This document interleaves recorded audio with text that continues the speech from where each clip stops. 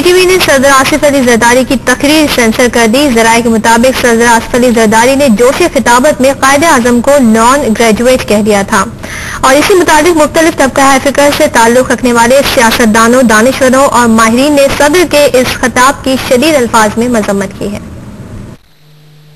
ARY news سے خصوصی گفتگو کرتے ہوئے انہوں نے کہا کہ آج کے حکمران قائد اعظم کی خاک کے برابر بھی نہیں ہیں۔ غیر تعلیم یافتہ لوگ پارلیمنٹرین کا عہدہ کیسے سنبھال سکتے ہیں؟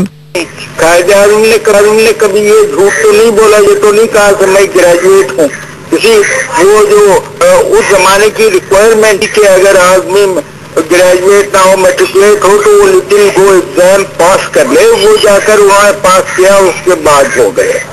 مسلم لیگ نواز کے رہنما سینیٹر پرویز رشید نے کہا ہے کہ صدر پر بانی پاکستان کا احترام لازمی ہے، انہیں اپنے اس بیان پر معافی مانگنی چاہیے۔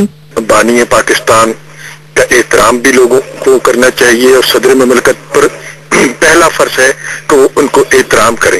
جماعت اسلامی کے رہنما معراج الہدیٰ صدیقی نے صدر زرداری کے پرجوش بیان پر کہا کہ قائد اعظم نے کبھی جھوٹ کا سہارا نہیں لیا، جعلی ڈگری کا سہارا لینے والے ملک قوم کی تعمیر نہیں کر سکتے۔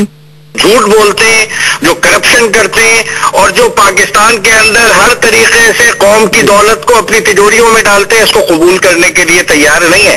پاکستان مسلم لیگ کے چیئرمین حامد ناصر چٹھا نے کہا کہ صدر زرداری کو پورے قوم سے معافی مانگنی چاہیے اور اگر انہوں نے معافی نہیں مانگی تو یہ معاملہ سینٹ میں اٹھایا جائے گا۔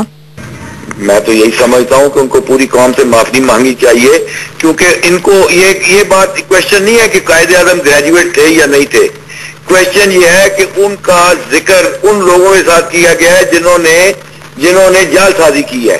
جعلی ڈگری کے معاملے پر صدر زرداری کی جانب سے دیے گئے بیان پر جسٹس ریٹائرڈ وجہ الدین احمد نے کہا کہ جعلی ڈگری والے لوگ اسمبلی میں بیٹھنے کے اہل نہیں ہیں۔ یہ کوشچن ڈگری کا نہیں ہے، یہ کوشچن کوالیفیکیشنز کا نہیں ہے، یہ کوشچن جو ڈگریوں کا پوز ہو رہا ہے وہ جھوٹ بولنے سے متعلق ہے، وہ لوگوں کو مسلیڈ کرنے سے متعلق ہے، اور سوال جو ہے وہ یہ ہے کہ کیا اس طرح کے لوگوں کو اسمبلی میں بیٹھا ہوا ہونا چاہیے۔ مسلم لیگ قاف کی رہنما آسیہ عظیم نے جمشید دستی کی ڈگری کا قائد اعظم کی ڈگری سے موازنہ افسوسناک قرار دیا۔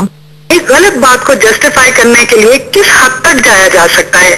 یہ تو چاند پہ تھوکنے کے مترادف ہے کہ ہم اپنے ان نااہل اسمبلی کے ممبران جو ڈیزرو ہی نہیں کرتے اسمبلی میں بیٹھنے کو، جنہوں نے جھوٹ کا سہارا لے کے الیکشن لڑا ہے، ان کو ہم اس حد تک اوپر لے جائیں کہ ہم انہیں قائد اعظم سے ان کا مقابلہ کرنے لگے۔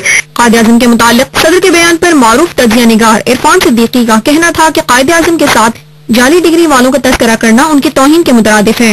بڑی ہی افسوسناک بات ہے کہ قائد اعظم کا تذکرہ ان لوگوں کے ساتھ کیا جائے جن کے بارے میں جناب صدر نے بلے بلے کے الفاظ استعمال کیے اور انہیں قومی ہیروز کے طور پر پیش کیا۔ معروف تجزیہ نگار مجھے ہے کہ صدر زرداری دو علیحدہ باتوں کو ملا رہے ہیں۔ جعل سازی کا فیصلہ اگر عوام کو ہی کرنا ہے تو عدالتوں کا قیام بے معنی ہے۔ ہماری پیپلز پارٹی کی حکومت ہے، خود آصف علی زرداری صاحب ہے، یہ دونوں باتوں کو خلط ملط کر رہے ہیں۔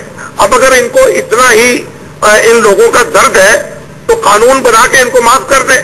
دوسری جانب جعلی ڈگریوں پر ملک بھر کے شہریوں نے سخت رد عمل کا اظہار کیا ہے۔